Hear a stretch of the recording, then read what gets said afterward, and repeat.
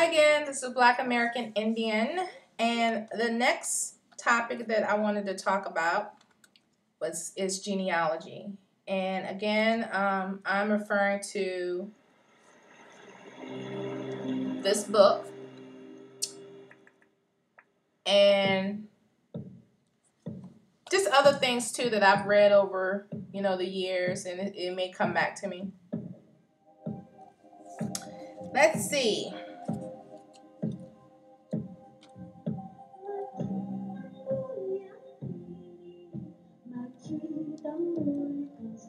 It is important to know, before I even talk about genealogy, how indigenous people with black blood in the state of Virginia have been classified and treated. So, if you don't know already about Walter Plecker, you should do your research and look him up, because him and his posse were something else.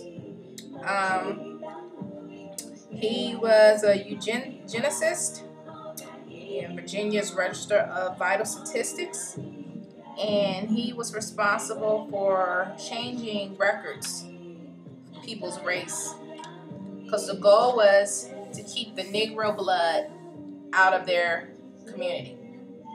They were okay with Native Americans because they wanted to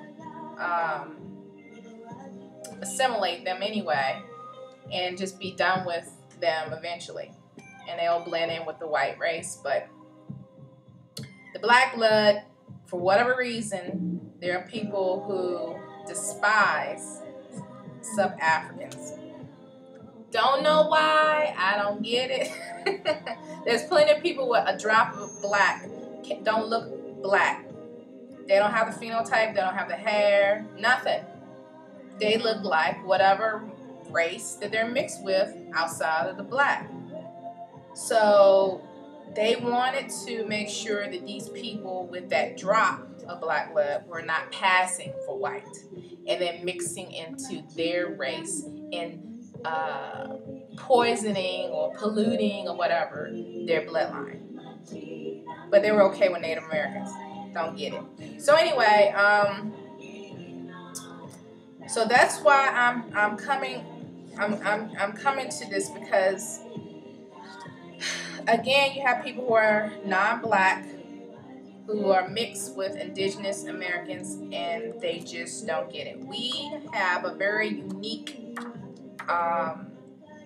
experience, and people don't like to talk about it. But guess what? This is my channel, and I'm going to talk about it because it is what it is. Let's see. Let me find what I'm looking for. So give me a few seconds here. It's based on the U.S. Census and how they were recording people based on their assumptions of their race. Okay? Let's see.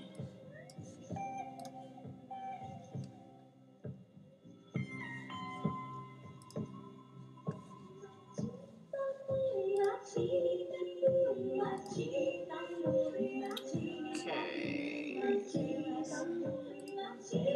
Where are my notes? Okay, here it is.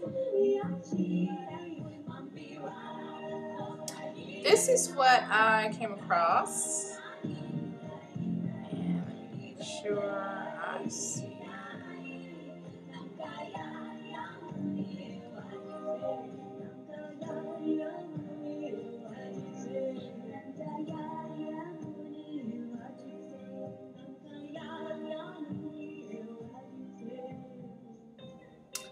Okay. I don't know what I did with my notes here. Let's see. Let's make my notes. Okay, here we go. Sorry about that, people. It's based on the 1930 census, and it was telling the census takers how to document people. Okay. And I'm going to read it to you.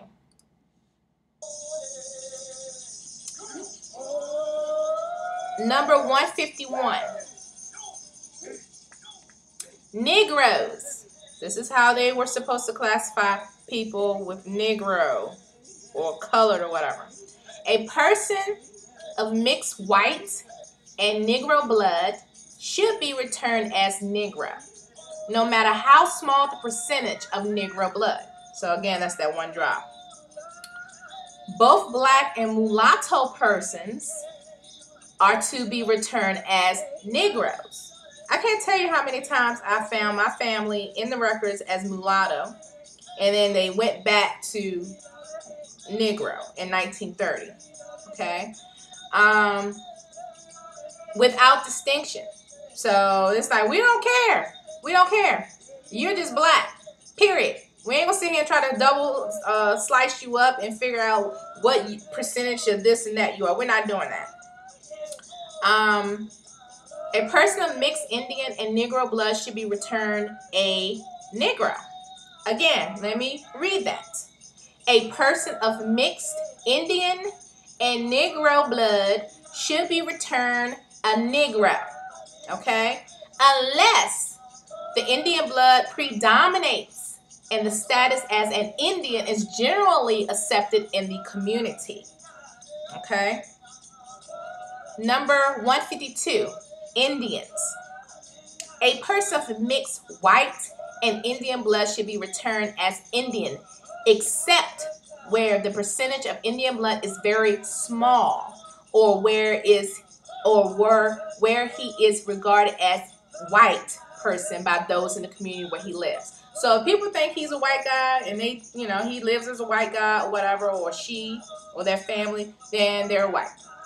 If they choose to live amongst their native people and choose to be identified as indigenous American, then that's their prerogative.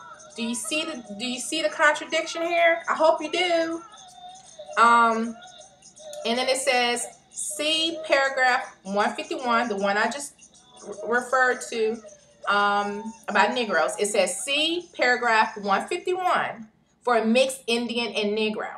So in the line 152 or paragraph 152, it tells you what an Indian is supposed to be or whatever on the records. But if black is involved, then it said go to paragraph 151.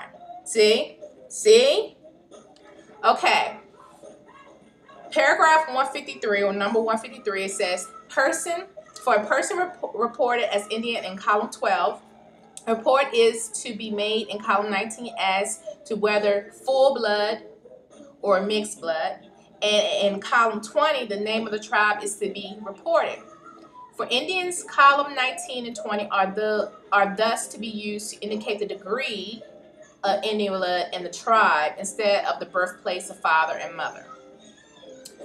Okay, paragraph 154, Mexicans. Now, I don't know much about Mexicans. I'm learning about them. Apparently, I have a connection with them, DNA. And I pretty much see Mexicans as indigenous first, and then Spanish second, meaning Spaniards. And then if they have that African blood, African third. To me, they look more indigenous American than they do, black. Most of those who have black blood, I don't see it. That's what I'm trying to say.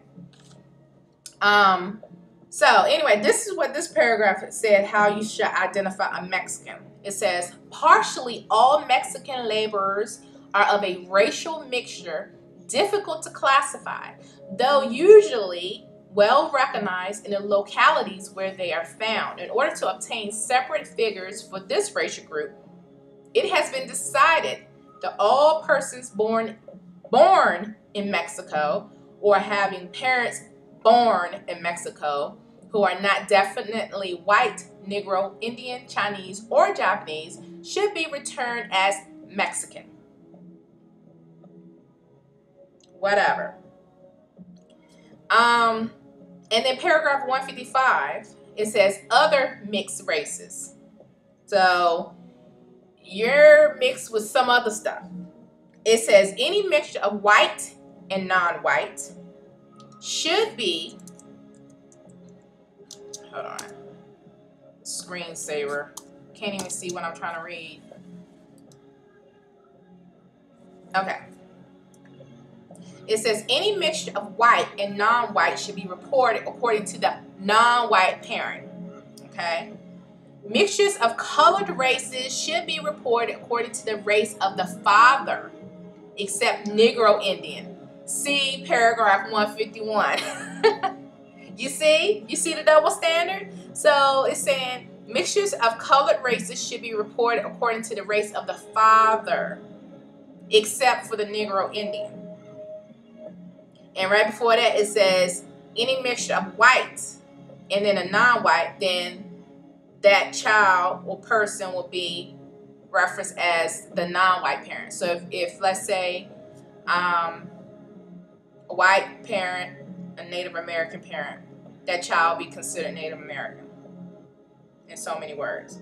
Black, Lord forbid, there's black blood, Lord forbid that. Then you got to go back to paragraph 151. It just, to me, like I said, it just doesn't make sense. It just really doesn't. And again, that was the census 1930. And that's how census takers were instructed to identify people's racial, makeup. So that was just a quick overview of how people were referenced in census records. And again, my family, I've seen their race change so many times. But yeah, once I got to 1930 census, they were Negro. Across the board. Across the board. Let's see. What I'm going to do is I'm going to read just a few things I highlighted in this section on genealogy. And the co-author of this section, her name is Angela Walton Raji. I think I'm pronouncing her name right. I think. She is well known for her genealogy, but please note that she focuses on the 5 civilized tribes and, their dolls, roles, and things of that nature. And she does not seem to acknowledge the rest of us who are not connected to those 5 civilized tribes. For whatever reason, she thinks those records are accurate, and they're not. So anyway, but I am going to reference her for the most part. And the name of this chapter is called Racial Legibility. Sorry. Racial legibility. The federal census and the transformation of Black and Indian identity, 1790 through 1920. Okay. Again, I'm just gonna read some things that kind of underline. Let's see.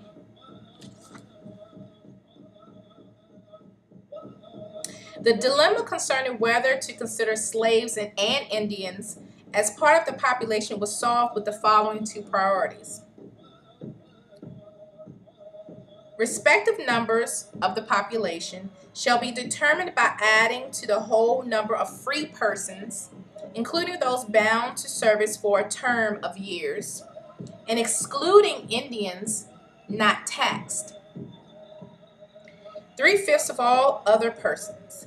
At the same time that the 3/5 compromise required the enumeration of slaves separately as 3/5 of a free person, it excluded from the census altogether. Based on the recognized status of Indian tribes as sovereign, Indians who did not pay taxes. These constitutional provisions both define the populations to be included and excluded and determine who would be counted either as a whole person or a fraction according to that person's civil status.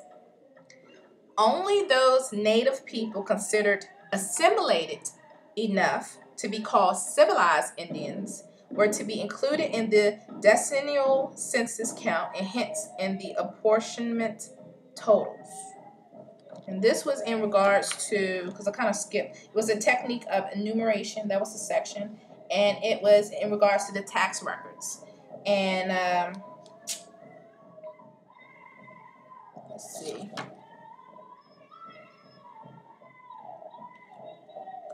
So sometimes when you're looking at tax records and you're trying to find an ancestor,